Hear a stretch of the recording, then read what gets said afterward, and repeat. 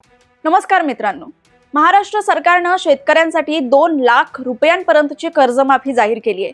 पण खरंच या कर्जमाफीचा फायदा महाराष्ट्रातील प्रत्येक शेतकऱ्याला होणार आहे का, की नियमांच्या आणि अटींच्या जाळ्यात शेतकरी पुन्हा एकदा अडकणार आहे?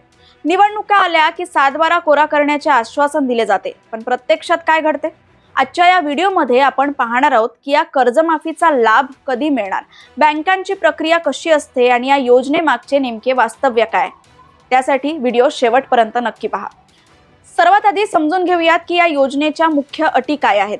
पहिली, थेट रोख रक्कम नाही। सरकार शेतकऱ्यांना कोणतीही रोख रक्कम देणार नाही। कर्जमाफीची रक्कम थेट शेतकऱ्यांच्या बँक खात्यात जमा केली जाईल।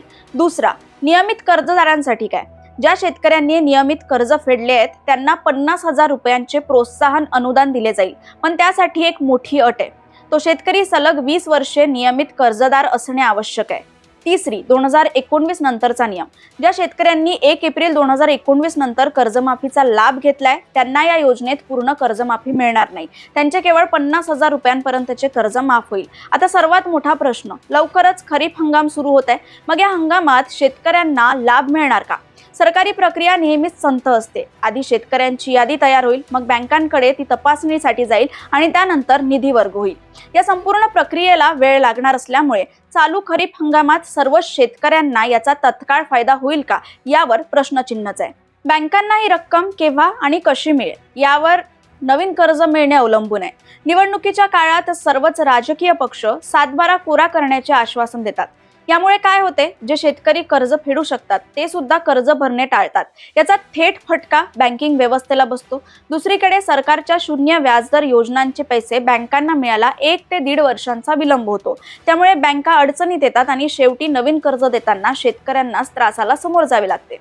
शेतकरी नेत्यांचे म्हणणे आहे की अशा अटीमुळे शेतकरी पात्र ठरण्याऐवजी अपात्र जास्त ठरतो। म्हणूनच 2022-23 आणि 2023-24 मध्ये प्रामाणिकपणे कर्ज फेडणाऱ्यांना 50,000 ते 1 लाखांचे प्रोत्साहन अनुदान सरसकट मिळाले पाहिजे। कर्जमाफी हा तात्पुरता मलम असू शकतो, पण तो कायमस्वरूपी इलाज नाही। कर्जमाफीमुळे विकास कामांचा निधी कमी होतो। जर शेतकऱ्यांना खरोखरच स्वावलंबी करायचे असेल तर खाली स्थायी उपाययोजनांची गरज आहे। पहिली, शेतीमालास हमीभाव आणि प्रभावी खरेदी व्यवस्था। दुसरी, योग्य सिंचन व्यवस्था आणि पीक विमा योजनेत सुधारणा।